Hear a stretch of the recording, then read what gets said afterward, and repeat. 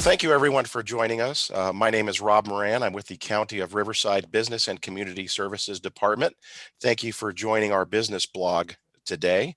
I am pleased to share information with you today about business financing. It's been one of the great challenges we've been facing in 2020, but it's also a thing we normally face as a challenge for businesses. And I'm really excited to be joined by Hilda Kennedy, who is the president of AmPac Business Capital. And Hilda, great to have you with us. Thank you, Rob. And so glad to be here. Thank you. my pleasure. And AmPac Business Capital and Hilda and I have worked together for many, many years. And AmPac and again, Hilda are great partners of ours. And we're currently working together on some COVID-19 and federal funding programs, which we'll talk about in a little bit. But Hilda, let's just dive in and first and foremost, why don't we give you a plug? Tell us a little bit about AmPac Business Capital and who you are and what you do and what your mission is. Sure. Thank you so much, Rob. And again, I'm so pleased about this partnership where we consider ourselves Inland Empire grown. I founded AmPac in 2005, the nonprofit, with some partners who had been in the Inland Empire for a number of years. Larry Polhill, who's done a lot of work on the development side here in the region. And we have been licensed as an SBA, U.S. Small Business Administration partner since 2007, financing commercial real estate and equipment, especially in the Inland Empire, but across the state. We've done about $500 million in loans through the SBA 504 program. And we are a CDFI, a community development financial institution, and an SBA microlender. And we're the only community development financial institution that's headquartered here in the Inland Empire. And that program, established through the Department of Treasury, is established to help communities that have low and moderate income residents, as well as those communities that have not been able to traditionally get, or those businesses that have not traditionally been able to get bank financing, or their smaller dollar loans, and we've been able to fill that void. And then we do quite a bit of technical assistance, or what we call capital assistance, training of small businesses on how to access capital, and not only how to access, but how to sustain themselves. And we're looking to do more on how to sustain themselves, even if there's a pandemic or other crises, how to pivot and how to be nimble and how to be stable through it all. Boy, that's for sure been a skill and a different facet of business. I think that business financing and just general business that a lot of us obviously never anticipated entering 2020 and has been extremely challenging this year for sure. And given that, again, 2020 has been a crazy year for business financing. And I really look at it as like there's kind of a couple of topics we're sharing today. One is the fact that there's pandemic related issues, and then there's good old-fashioned regular business financing, which is challenging in and of itself. But there's some great programs to share with businesses. What have you seen this year? And I know you're going to talk about some of the county programs, but what new and innovative funding programs are available to businesses as a result of COVID-19 pandemic? What have you seen come down the pipeline? And not only that, there's a new stimulus package coming through the feds. What are you anticipating seeing more of in the future, in the very near future? Yeah, that's a lot of a question, Rob. And so let's see if I can take it in bite-sized pieces. Absolutely. I mean, obviously, what everyone knows about and what everyone's been exposed to SBA about more than ever is PPP, the Paycheck Protection Program. And we were able to do that program.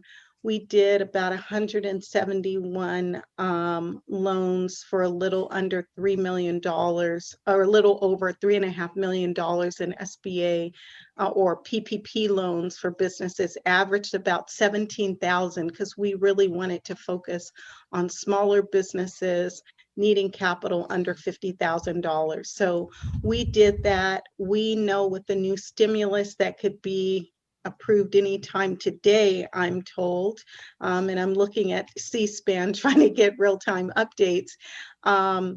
That's going to come back, and we don't know what form that's going to come back in, right? If it's going to be everyone can get a second PPP loan, or if it's just going to be focused on certain industries, but we're going to see something. And what we've also seen is a number of banks and philanthropists introducing various grant and programs like Riverside County too, grant programs that have been available to small businesses too, recognizing that the business may not need any additional debt capital. They may just need a grant so that they can manage through this COVID pandemic experience and get their business COVID ready and COVID safe so that they can protect their customers and their employees. And so we've been involved in some of those efforts as well.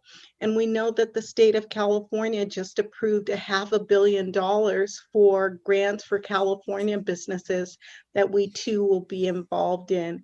And what I would say to small businesses is keep your ears open and really pay attention to your local government, your local news, your local newspapers, your local social media posts, and find out what local programs are out there. We've been trying to educate our small businesses. I know Riverside County has done a tremendous job with that, even as we did and partnered with them on their COVID-19 relief efforts from a grant they received from EDA, the Economic Development Administration. They did both a grant program and then we managed the loan program for businesses. So there's programs out there. People are trying to help small businesses as they keep getting hit left and right. And if I could just mention one other thing, Rob, Sure. we learn from the federal programs that in our lending programs, especially for minority business owners, we have to do something a little bit different. We know from countless studies that a significant number, some reports say more than 40% of Wow. minority-owned businesses will close as a result of the pandemic. That's a shocking statistic. It is, and it's tough, it's painful. And so what we're looking at is how do we make sure these individuals, they're entrepreneurs, they're going to start again or they're going to start over, or they're going to pivot to a totally different business, but they're going to be in business. How do we make sure that they withstand the next pandemic or whatever? And so we've introduced a new minority business loan program for loans up to $50,000. And that's going to, and we've mimicked some of the disaster programs from the federal. So in this program, we're rewarding success and we're rewarding training. So a business that gets training through any of the partners in the area and a business that makes their payments on time, we're going to reduce their interest rate by 0.5 point over the first 3 years of the loan. And we're going to offer in advance a grant for them completing 4 different training sessions, whatever that might be, from recognized organizations like the SBDC or the Women's Business Center. And we're also offering principal reduction on their loan so that they can better manage how they make those payments and they can have trainings to sustain themselves for the long haul. That's a fantastic program. And Hilda, you mentioned something that, we really didn't talk about in anticipation of this Zoom call, but I feel that we're blessed with numerous partners, and you mentioned them a little bit, the SBDC, which is the Small Business Development Center, and the Women's Business Center. We have, I think we're fortunate to have a very robust network of these business assistance organizations, small business development centers. I know that's not necessarily a financing discussion, but Mhm.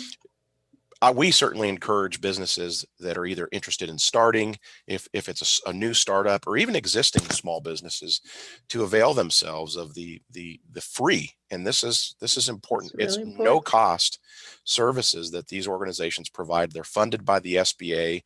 They're funded by local governments and other organizations like the County of Riverside. We operate one in the Coachella Valley, and then we have partners that operate several actually in the western part of the county.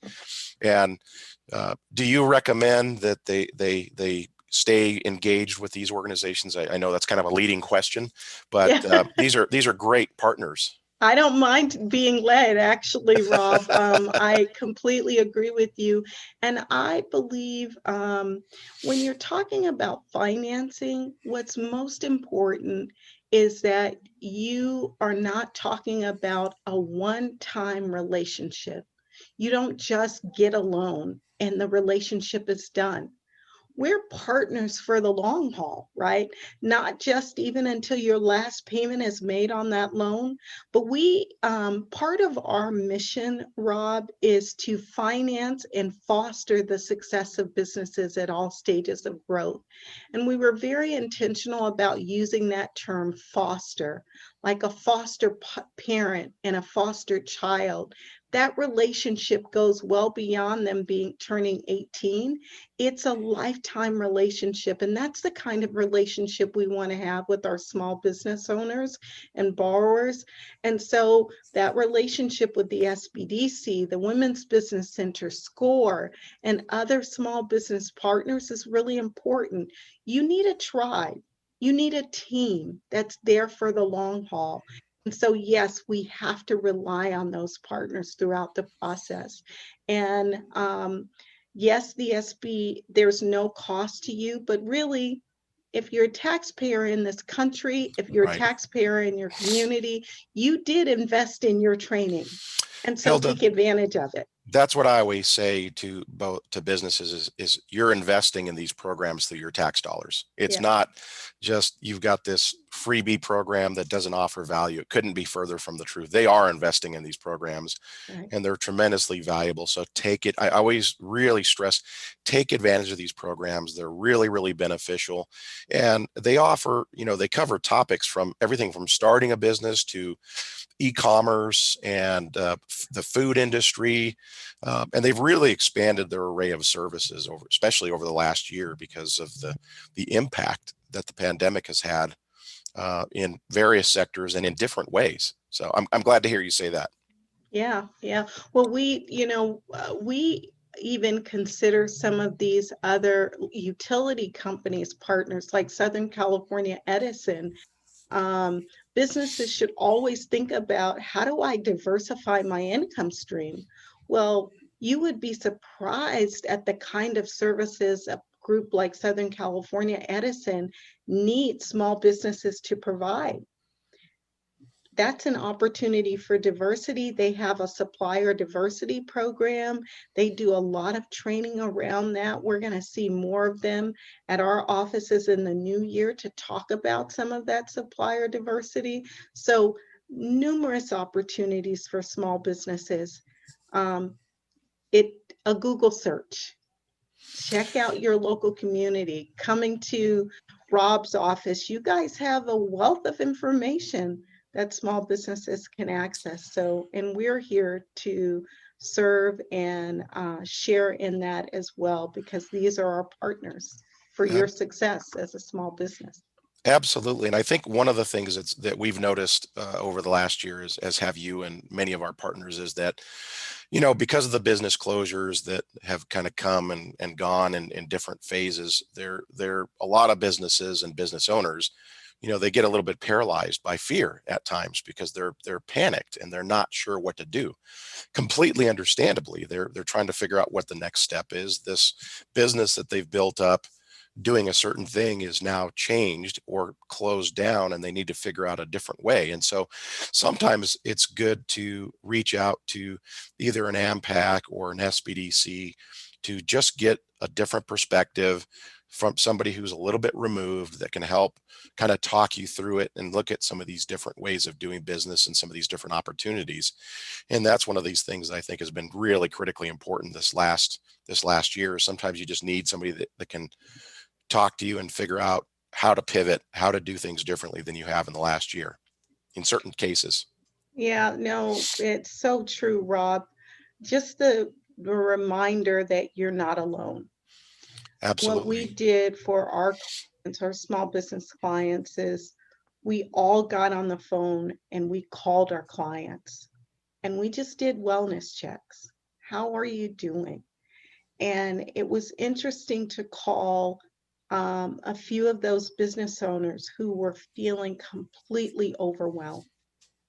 And they just needed to have a reset on going back to the basics and recognizing you are not alone. And these same partners, some of them that we just talked about, they're still available to help you. They're Mm-hmm. still available to talk you through it. And here we are too as a resource. They needed to know that. That call meant so much to them, and it gave them the, you know, what they needed to say, okay, let's do this. That That's why little we extra got in energy. business. Yeah, Yeah. yeah, Yeah. yeah.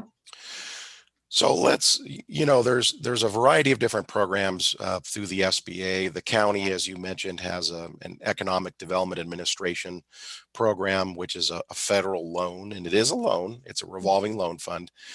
And then we also have our CDBG, which is our Community Development Block Grant, sort of a loan to grant program that you're administering for us. And there's numerous programs, and there's no way we're going to be able to cover all those in our discussion today. So but I would recommend anybody watching this reach out to either myself or Hilda, our resource partners at the SBDC. Everybody's really on top of all these different programs that are out there. So don't hesitate to ask, and you'll have our contact information at the end so that you know where to reach out to us. But so this has been a tough year, and there's been, significant business closures, shutdowns, turning off the light switch, dimmer switch, whatever you want to call it. Excuse me. And it's been a rough year for the business community. What recommendations, and I know every business is different, but what recommendations can you offer businesses that are having challenges with cash flow and revenue loss? And I know we talked a little bit about that, first and foremost, reaching out to some of our partners. But are there any sort of off the cuff, initial tips that you can offer our businesses that are kind of struggling and maybe struggling for the second or third time this year? Yeah, thank you, Rob. The first thing that I would say is ask. You're not alone, so don't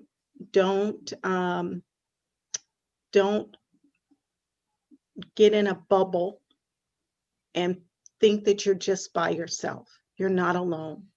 So begin asking. Even your lender, ask them, can you do a deferment? Can you help me with buying some additional time? Can you restructure my loan? Ask. Your landlord, ask. Can you do a deferment? Can we tack it on to the end? And then the second thing after ask is have a plan. Yes, I've struggled, but I do have a plan. I am going to make it. I know my business. Have that level of confidence because you're not going through this alone. Ask, have a plan, and then execute. Because you're not alone, because you know your business, because you have a plan, you can execute. It may look different, but it does not mean that you are counted out. So talk to people who can help you, especially on cash flow issues. Now look at those expenses. What's fixed, what's variable, and who can help me to manage that better? Your employees are part of that decision making. Let them talk, let them be part of the conversation about how do we reduce some of our expenses? How do we stretch out our terms? You can ask your vendors. There are partners who can walk you through this. The SBDC score, the Women's Business Center, they've put together a lot of toolkits on helping businesses to pivot. Utilize those resources. And with the new CARES Act, there are proposals in the CARES Act to make monthly payments on SBA loans so that that can help benefit the businesses. There are funds in there for community development financial institutions, CDFIs, to not only make loans, but help you defer loans if you already have those funds. We've specifically written grant applications as a nonprofit to our partners to allow us to make payments on behalf of our small businesses who have to defer. That's why I keep emphasizing ask, because everyone is trying to look for resources. Everyone in the business of helping small businesses are trying to look for resources to do that. We do not want small businesses to close their doors. We want No, to help. that's great advice, Hilda. It really is first and foremost, reach out and ask for help. Yeah. Because you never know what might be out there. You never know what services are available, and you never know when someone else is, like you said, you're not alone, and there might be solutions that someone else has already tried and succeeded or failed at, and you want to know, what the path ahead of you looks like, and you just never know, and there's new resources coming out, so it's important. I think the other point you made too was stay engaged. Don't be afraid to look out for those federal programs and all the different nuances. And again, those are things that a group like AmPac and your SBDCs, they're on top of all these programs. It's our responsibility in your local county and city folks to know the ins and outs of how those programs work, and if not, to connect you with the resources that do. So yeah, that's great advice, is just stay engaged, and your chambers of commerce or other good resources as well. Those folks are also, for the, staying on top of that as well. So let's pivot a little bit. There's talk that the vaccines are out. People are starting, on the front line, healthcare workers, they're getting the vaccine deployed. And so there's some light at the end of the tunnel that we're going to start to see some change in 2021. When exactly that's going to happen, and when it's going to open up a little bit more, and when we get herd immunity, as is the term that's been used, we're not exactly sure, but there's at least some light at the end of the tunnel that hopefully this thing will be behind us, or at least well under control, at some point in let's say the middle of 2021. We're not certain. So let's talk about general business, funding. The programs that are out there that are typically available when we don't have, a CARES Act or a pandemic related, funding program, because those will go away. And there are going to be businesses that need financing and wish to seek it, and startup businesses that are trying to figure out what to do.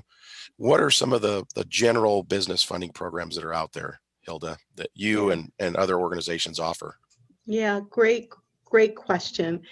The Small Business Administration has continued to make business loans throughout the pandemic. In fact, AmPac has had its best year for helping businesses buy commercial real estate and equipment, even in a pandemic. Because what business owners know is that the pandemic will not be here always.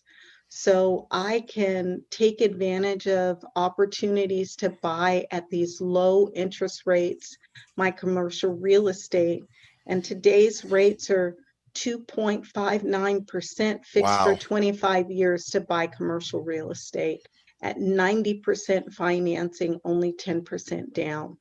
We're also seeing people take advantage of the SBA program because they own their real estate and they want to pull cash out so that they can put away some reserves, which is a really smart thing to do at these times. So again, the SBA 504 refinance program that has been around, continues to be around, and will be around following pandemic, it allows you to do that again at just a little bit higher at like 2.6% financed over 25 years. And you can pull cash out of 20% of the appraised value of the building. So these programs are tried and true. They've been around and they will continue to be around. And maybe with the adoption of the CARES Act, they will be waiving the fees for these programs because we want to support small businesses continuing to grow. And the general purpose SBA program, the SBA 7A program, allows businesses to do business acquisitions and get working capital. And that's tremendous right now, Rob, because there are some businesses that are going out of business or they're considering partnering or merging. And so the opportunity to do a business acquisition through the SBA 7A program that's tied to the SBA or tied to the prime interest rate, which is 3.25%, is still a tremendous opportunity for businesses as well. The state guarantee has a program that backs loans with the state guarantee. So say your cash flow because of the pandemic was trending down, which we all expect. And so how can I shore up my collateral position in the loan from the perspective of a lender? I could take advantage of the state guarantee and support that small business as well.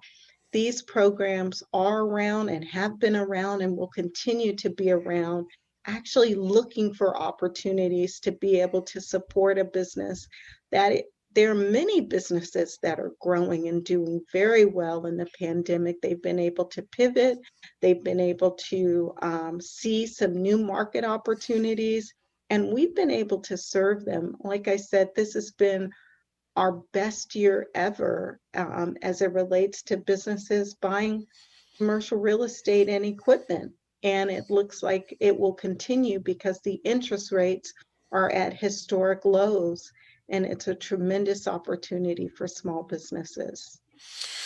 Yeah, you bring up a good point, Hilda, in that, we typically assume, with small business loan programs that they come from the federal government, but sometimes you don't realize that the state has programs that help back some of those loans as well, and those are important tools and resources. So it makes that loan a little bit more attractive or safer for that commercial bank to do when they've got somebody who's going to back it and say, if this goes wrong, we'll support the loan, we'll back the loan. So that's a great and important point. The other thing I heard too is that, excuse me, while there's a lot of businesses that are certainly suffering, there are many that aren't and that are taking advantage of these programs, and that even some that are looking at ways to either partner or leverage other businesses who might be in a similar position to sort of join forces and fight their way through this. So necessity is the mother of invention, as they say, right? That's right. Not to certainly make light of the situation at all, but it does, kind of force people to think a little bit differently and maybe do things differently that they didn't really want to or plan to, which I think 2020 is the definition of that for sure. Yeah, well, we just did interesting loan for a distribution business, and they had another business that was looking to buy their real estate. They needed to, their lease was ending and they needed to buy, or they wanted to buy. So we financed a $13.9 million warehouse and distribution location for two businesses that came together. Interesting. And they're in different fields, but they could buy that. It was better for them to be able to buy it together.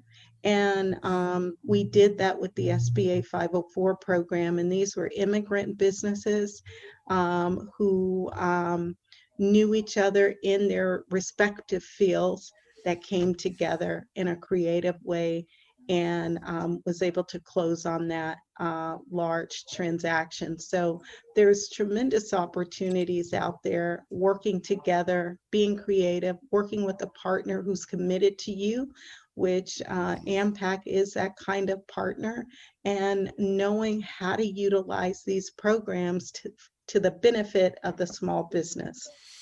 Sure, sure. No, that's a great story, and I'm sure there's many more like that of people, partnering together. So let's talk about entrepreneurship. We know that this region is chock full of entrepreneurs. 96% of the businesses in our county are less than 50 employees, and about 77% are less than 25. So we are a small business county. We're a small business region. Yeah. So you got a lot of folks that, in normal times, so to speak, want to start a business. And then I think there's people that, because of the pandemic, they're going to find new business models and find new opportunities. And so what do you tell a business or an entrepreneur that wants to start a business and they're looking for funding? And that can be one of the most challenging times to find funding for businesses. What are your thoughts on that, Hilda? And what are some opportunities there? Yeah, I think about Charles Dickens. These are the best of times and these are the worst of Yes. times. And I'm going to focus on the best of times. I Amen. think for the small business, and we are gearing up for this actually, Rob. With the unemployment rate, we believe that a number of very experienced people with a lot of strong background in their industry, they may have been laid off, and they're going to start a business. Entrepreneurship is going to be their next move. That's what they're going to resolve. And as I mentioned a little bit earlier, we believe that businesses that may have to close their existing business, they're entrepreneurs, they're going to start over. Sure. And so we think that this is a strategic opportunity for partnerships with the Small Business Development Center, Women's Business Center, SCORE, to pull those entrepreneurs, all of that experience together, to put together a strategic business plan, and then we would be the partner to help them get started. Community development financial institutions were established to help businesses that do not or are not able to get traditional financing. We are geared up for that. And because of the resources that are coming from the federal government and from banks who are investing funds into community development financial institutions because they cannot finance, say, a startup, we're able to be an answer to that call. And Rob, what you don't know is that we recently purchased our building, a new building. Oh. And we're building out an entrepreneur ecosystem. And we have already confirmed these partners are going to join us under one roof so that we can provide these services and give a business a one-stop shop. You get your training, you get your services, and you come and you get your financing so that you can launch that small business. That's really exciting. It's been a dream for a number of years for us, and we are excited about launching in the new year. That is fantastic, Hilda. Congratulations. Yeah. Where's that going to be for our viewers? Yeah, the building it's not in Riverside County, but it is in the region. Oh, we looked hard, but it's in Ontario. It's right near the 10 freeway on Inland Empire Boulevard, because it serves the Inland Empire. So we're really excited about that launch mid-2021. Well, we still love you guys because even you're currently in Grand Terrace and we haven't held that against you. Yeah, exactly. So are you going to move your entire operation over there or just a certain part of it? We're going to move our Grand Terrace operations to that location. Fantastic. Well, that's a huge step for you guys. Congratulations. I'm excited to see how that works out. Yeah, the vision board that we created 3 years ago with our board is really coming to fruition. And I think the timing could not be better. Of course, we didn't plan for a pandemic, but getting this one-stop shop resources where people are going to need it most coming out of this pandemic, I think could not be more strategic. And we're raising our hands and we're saying, we're here to help small businesses to start, to restart, to start over, or to pivot. And we want to do it under one roof with these incredible resources that we're able to gain from working with communities like Riverside County. So intentional with the Restart program. I don't know if we can talk a little bit more about that Please do. because, Yeah. yeah, that Restart loan program is such a tremendous program. And the Riverside County businesses are completely in tune. Hundreds of businesses wanted to take advantage of that program. And I think in a month, we did 25 loans, $500,000. And We ran out now of money. we ran out of money. We Yeah. just ran out of money. And we ran out of money fast because the businesses wanted to get this capital, low cost fixed rate capital with some deferment. And now through the EDA grant, we get to start that program up again Yes. very shortly. And we want the businesses to take advantage of these funds that your local government, your county has made available so that you can continue to grow your small businesses. If I can talk directly to the small business owner, Yeah. your county is there for you and providing these resources, and we hope that you take advantage. We want to serve you. Well, and I would also tell the small business owners that are out there watching, we're fortunate because through the CARES Act, we did receive another approximately $750,000 to fill the piggy bank again in that restart loan program. So look for that to come out in the not too distant future. And AmPac, of course, is going to be our partner in that endeavor, as they have been for many years in a variety of things. But typically the restart loans are 15 to 30,000. That might change a little bit, but that's what our first program was, and it's designed to have attractive rates for small businesses and no payments, I think, for the first 6 months.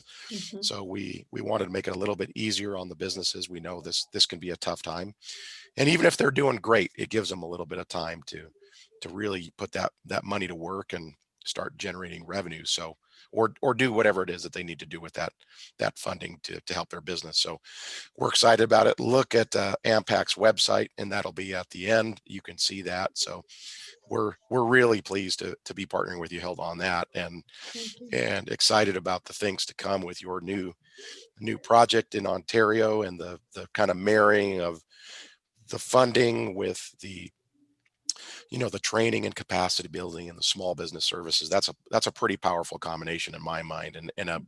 I would think a model for the way it should be done, as you kind of marry the two together. And so I'm excited to see what bodes well for the region, and to see others perhaps go in that direction. But I think you'll be sort of a model institution in that regard. That's pretty Yeah. cool. Yeah, thank you. Thank So you. any parting thoughts? We appreciate your time today, but are any other thoughts you want to share about small business financing? Any ideas, anything that comes to mind that you want to show our viewers? Sure. What I have been saying so much recently is small business owner, know your numbers. What we saw in some devastating cases was small business owners when we were going through PPP and EIDL, who had been a small business for a number of years, but they did not have reliable financial statements.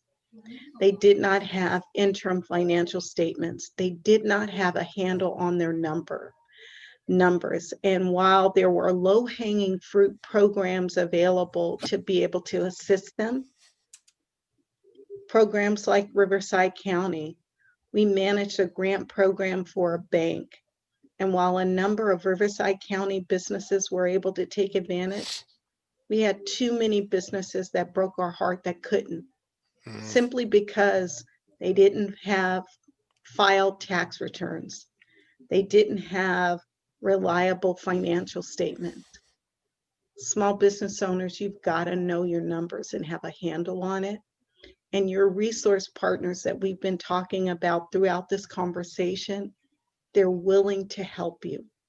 And AmPac is willing to help you to get to know your numbers, to master them, to read them like you read a book, as W.E.B. Du Bois has said. Know your numbers in that way. And you don't have to be afraid of it. And we're here to help you. But we've got to help small business owners get prepared so that when the next one comes, when there are resources available, you can gain access to those resources because you have all the tools. You have a strong business acumen so that you can pivot and pivot quickly so that you can sustain yourself for the long haul. That's what we're here to do. We're here to serve you, the small business. Our mission, our vision, why we exist, Rob, and to all those who may see this, we are committed to making communities better and families stronger as champions of job makers, not small businesses, because you make a difference in your community and you make a difference in the families of the countless people that you hire. And those are big shoulders for a small business owner to carry. I do know that, but we want to help carry some of that load, to be an armor bearer for you, the small business owner. So with that, I don't have anything else to add other than Merry Christmas, and we are here to support you through the new year and through the end of the year. Well, Hilda, thank you very much. I don't know how we can top that. Those were very, very powerful words and certainly sage advice. And we are proud to call you a partner, as you and I have worked together probably close to 20 years. I know. It's excuse me. And Isn't that something?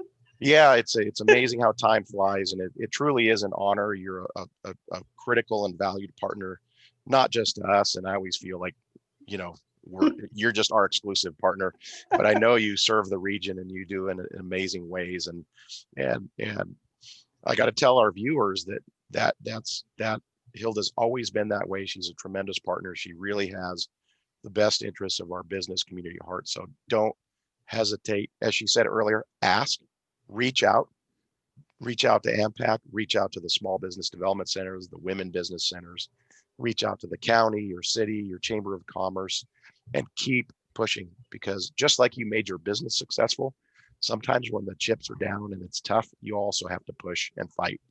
So strongly encourage you to continue to do that. Thank you for joining us. Thank you, Hilda, for your time. It's been an honor. Thank you.